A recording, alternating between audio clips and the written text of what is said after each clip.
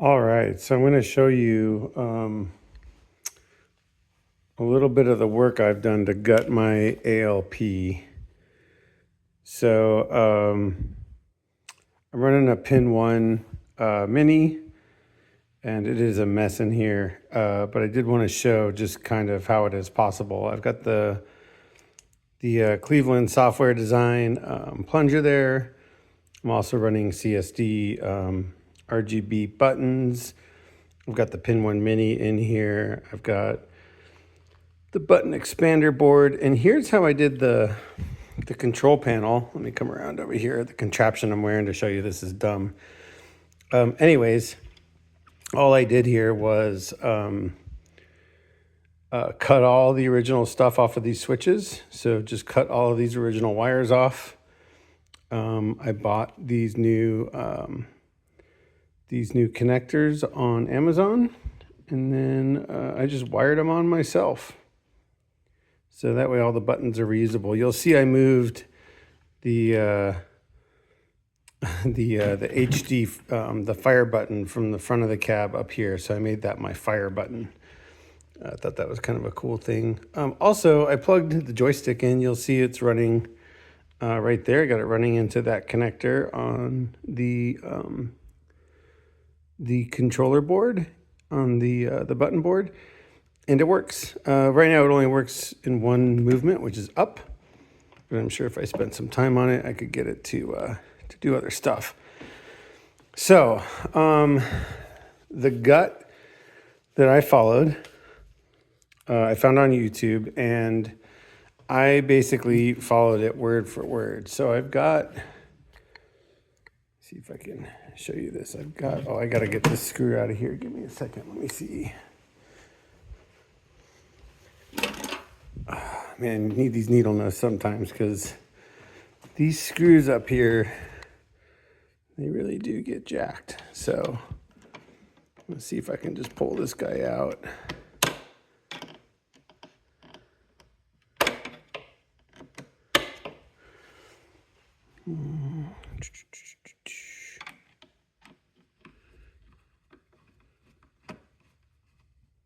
Might take pliers and a screwdriver. It is really in there. Oh, there we go. Now it's coming out. All right, give me 1 second. Also important to have magnet tips on your screwdrivers so you can pull these things out of tight spots. There's the culprit. All right, now gotta keep these together. These are my TV screws, and these are my controller screws, and then those are all my rail screws. So to get this out, just slide it out. Now you'll see on the other side I've done foam tape around the edges to just give it that extra depth. This is a little uneven up here on the top, but you know what, when it's dark and the screen's on, you don't even notice this stuff. So all right, put this guy off to the side. Now, the reason I'm in here today is my SSF stopped working. My depth of field stopped working, and so I took the control panel off just to peek inside, and right away I noticed that inside there, you'll see we got a loose wire, and it's actually touching the metal of the other speaker. So I'm guessing that's the culprit. Now, I gotta pull this out. You'll notice, check this out. So I trimmed these just like the instruction video I saw on YouTube said to do. So you trim these down, right? And that's how you get this LG C3 in here. So there's the other one. So they just kind of join up on the corners. And then this one's not even needed, but I do like it because down here it kind of holds it in place, and it kind of rests in here. Now you'll see what I've done for the brace. You know, everybody kind of does their own thing. Let me lift this up and get it unplugged. Whoa. All right, let me get this this out of here. Okay. Got the screen out. Boom. Now, what I did was I took these wire like organizer things that I had. I have a bunch of them. You'll see them there on the bottom of the cab too. So I literally just mounted one of these with adhesive tape, and I could measure it. It's maybe an inch high, but it's just enough to get the front of the playfield in, and because it's got these little notches and grooves, it kind of just catches onto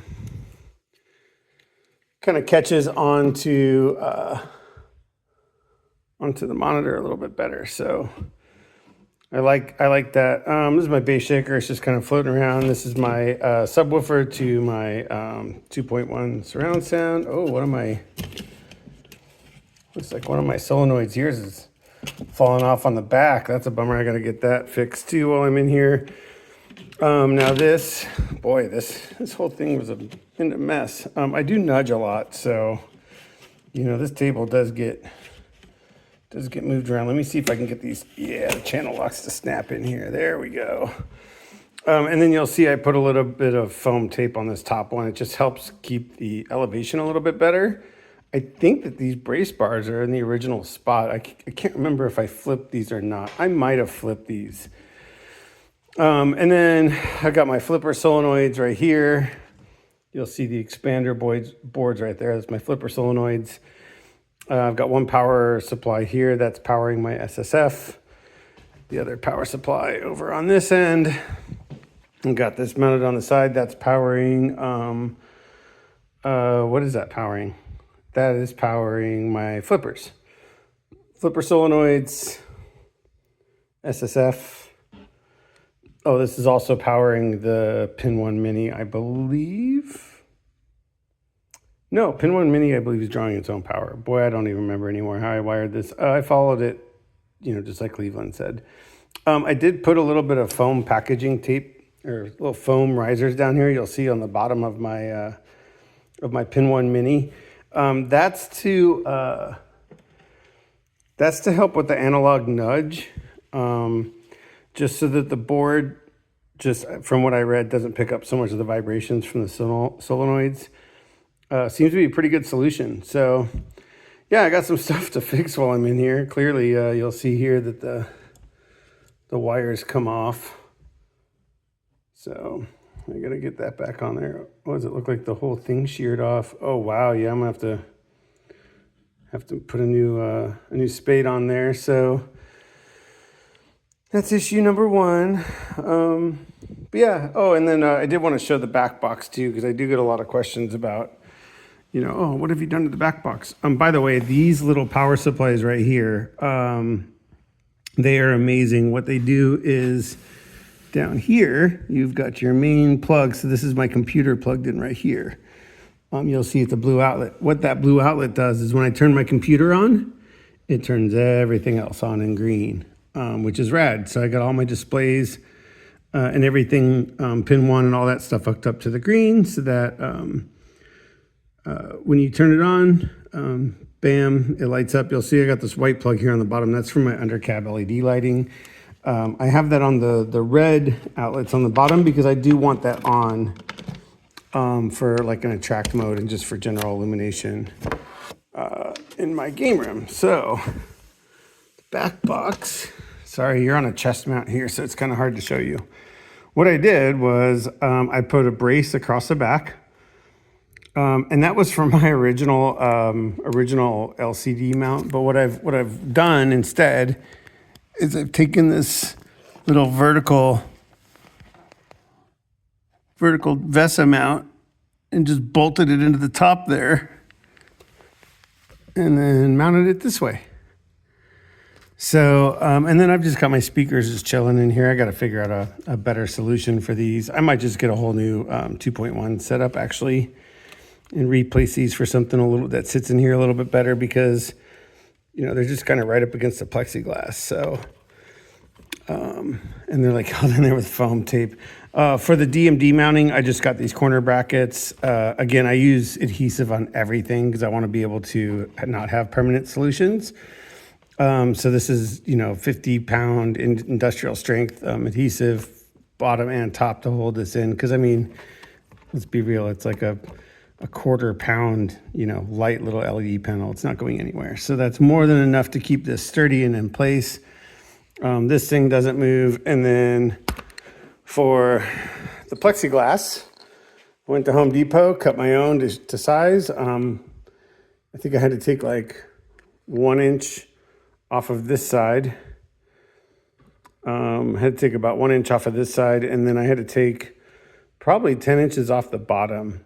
It's really easy. You just take a razor blade, you score 10 times against a ruler, and then flip the plexi over, score it on that same line like 10 times, put it on the edge of a table, and just snap it, and it snaps right off. So highly recommend this route if you want to keep your original HD cabinet.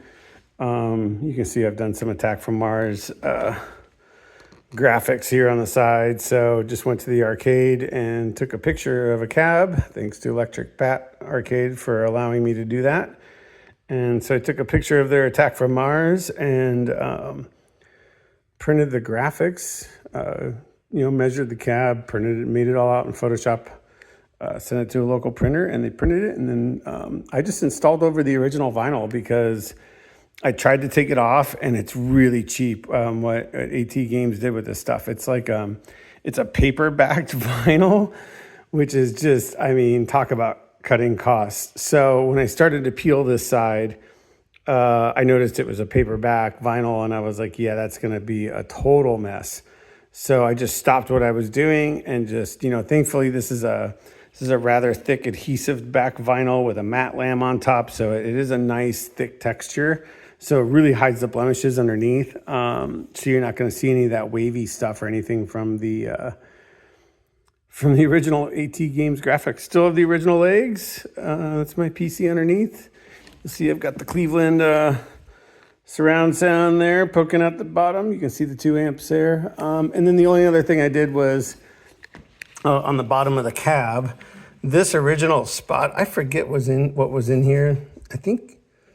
I don't know what button this was. This was a button for something on the original AT Games, and I turned that into my solenoid button. So when I flip that button on the underside of the cab on or off, that turns my flipper solenoids on or off. That way I've got a silent mode for nighttime, and I'm not keeping the family up because I do game late at night.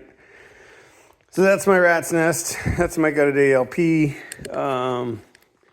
Pretty simple, but pretty badass. The SSF in here and the solenoids and just everything makes it feel like a real system.